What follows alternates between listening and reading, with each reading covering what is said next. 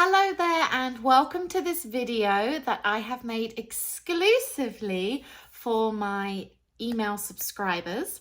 So thank you for subscribing, and this is going to be a weekly occurrence. I will be sending a video like this every week with a topic or anything to do with English, okay? And today we are going to be starting with, I think, one of the most common questions, but also one of the most common mistakes, and that is in, on, and at. The first thing I'm going to say is that probably it is going to be impossible to learn and use in, on, and at perfectly all the time. And even English speakers sometimes make mistakes with this. I mean, not often, but I hear people speaking sometimes, native English speakers, and they use in, on, or at, and I think, okay, I don't think that's correct, or I wouldn't say that, right? So it's like, we have to be realistic here, right? You are going to make mistakes sometimes, and that's okay. When I'm listening to my students speaking, I often make corrections with in, on, and at. And if you've studied English before with me or another teacher, you'll probably know about this, right? You'll be speaking and then the teacher says on Monday. And you're like, and okay, yeah. And then they're like, on March, and then we say, no, like in March, right? So it's really common. So let's start with the most basic thing to consider. With in, on, and at, it kind of depends what you're talking about, right? I cannot say to you, okay, here is the difference between in, on, at. It's impossible. And it's because they have different uses, right? Like we use them in different ways. So that question is not helpful, okay? So I cannot give you the answer to that question. What I can tell you is that it really depends if we're talking about time or place, and then also if we are using them with adjectives or verbs. So let's start with time. So when we think about time, we've got to think about longer periods of time, medium periods of time, and then kind of short or more specific periods of time. So in occupies the long periods of time. So we would say things like in 1985, a year, okay? We would say in the 2000s, right? I'm talking about decades. I could say, for example, in March, in February, in June. I could also talk about periods of time. So I could say like in the future, in the past, in the present. I can also talk about seasons. So in the summer, in the winter. Okay, so these are much bigger periods of time. Then we come down to on. And when we get to on, we get into the medium periods of time.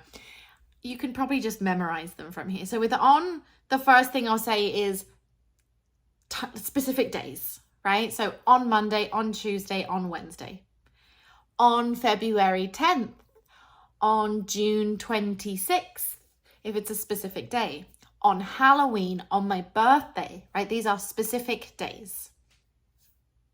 We can also use on to talk about parts of the day, right? So for example, I could say on Monday morning, on Saturday afternoon, right? So when we're looking at specific parts of the days. And then when we get to at, we get really specific. And so we could use this for time, right? So for like telling the time, we could say, oh, I'm going to leave at 2:30, or I always wake up at 6:45. We can also talk about at midnight. And you might think, what, at midnight? But you just said in the morning, in the afternoon. It's true. We say in the morning, in the afternoon, in the evening, at midnight. Why? I don't know. I don't know. You just have to memorize it. That's all I can say. So we can actually do the same for place. So we use in, on, and at to talk about places, right? Whenever we're talking about a location, that's when we use these prepositions in, on, at. Same thing, we're going to think for the big things, right? And for the big things, we're going to think in. So continents, in North America, in Asia, in Europe. Countries, in Canada, in Brazil, in Sri Lanka. We can think about cities. I live in Vancouver. I come from, that's not the right sentence. I come from London. You could say I lived in London. Then we can even come down a bit more and talk about our neighborhoods, right? So you could say I live in, and then talk about your neighborhood. I'm trying to think of a name of a neighborhood, like downtown in Vancouver. Neighborhoods could be I live in Yaletown, I live in Gastown. We also use in to talk about a place that is enclosed, right? So I would say I am in the car, I'm in my bedroom, I'm in the classroom. They're usually sort of a singular, like a single enclosed place. Okay, on. So on, again, we get a bit more specific. Really, you just have to memorize, right? So streets. Right? We can say that it's good to go shopping on Robson Street. I live on Granville Street. Avenues are the same. So I live on, oh my gosh, what's an avenue? I can't think of the name of an avenue. I live, oh my gosh, an avenue. I don't even think we have avenues here. I'll insert a name here. The next thing for on is anything that is flat, right? So I could say something like, my laptop is on my desk. I can say like, oh, the keys are on the table, right? So when you take something, for example, this, and I would say, oh wait, that's in my hand. Okay, forget it. That is true. We would say in my hand. It is in my hand. In. Sometimes there are just exceptions. You would say in my hand. But even like, you could say, like if you're talking about makeup, for example, you could say you could put the eyeliner on your eyelid, right? Because it's not enclosed. It's just two things, I suppose, making contact. Also for electronic devices like cell phones and things, you could say like, oh, I have a lot of apps on my cell phone. There was this excellent movie on TV last night. So yeah, laptops, TVs, that kind of thing. I think we can also talk about transportation here. So we say on the bus, on the train, on a metro, SkyTrain, ferry, boat. But we do say in a taxi and in a car. My theory is that in a car or a taxi, you cannot move around. You cannot stand up. So if you cannot stand up in, if you can stand up on, see if you like that rule or not. If you find a problem with it, let me know.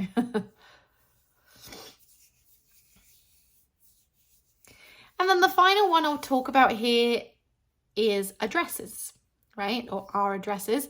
So we can say like, oh, I live at 42 Green Road. Now, bear in mind with everything that I've just said, there will be exceptions. So I think the best way to learn these is just by exposure and repetition. Okay, so to give you an example, we would say, let me give you an example. At the corner, for example. I'll meet you at the corner. Like in that one, I think there is kind of some logic because I told you that at is for very specific and the corner is a very specific point. So maybe that would make sense. But if you had another example where I said, oh, that's, there is somebody at the door. Okay, that's a very specific location. That kind of makes sense. Oh, where did you read that? Oh, I read it in a magazine. Okay, like that might feel more like, but it's on, isn't it? But it's printed inside the paper. So, you can find some logic, but it's mostly just memorization, right? So lots of listening, reading things, really like paying attention all the time and just kind of repeating them, right? And if you're speaking and you don't know, I mean, you could try to think about it as, as logically as possible, but sometimes you're just going to have to choose one. And I think most of the time people will understand. Like if you said, oh, I'll see you in the corner, I might think, okay, that doesn't make sense, but I know what you mean. you know, or like, or in, maybe not even that it makes sense. I just, you know, an English speaker would think, oh, that's not correct, right? That's not correct at the corner, but we know what you mean, you know? So sometimes you just have to take a guess and go with it, right? We also use adjectives plus prepositions, and there is absolutely no logic at all. You just have to know them and memorize them. For example, when we say good or bad, when you're talking about a skill, I would say, oh, I'm good at grammar. I'm bad at singing. We use at. Why? I mean, who knows, right? That's just the way it is. You just have to memorize them. You could even say, oh, I'm really slow at writing. Okay, slow at something. Okay, so again, it's just memorization. Within, for example, you can say disappointed in. I'm really disappointed in you, right? I'm really involved in my community. When it comes to on, you could say things like, oh, I am very dependent on my family, right? Also, like, oh, when you're driving this car, you have to be very gentle on the brakes because they are very sensitive.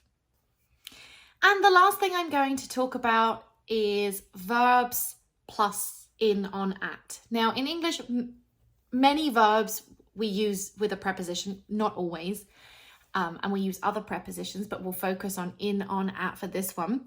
So we'll look at some verbs where we use on. So to give you an example, I could say something like, can you elaborate on that?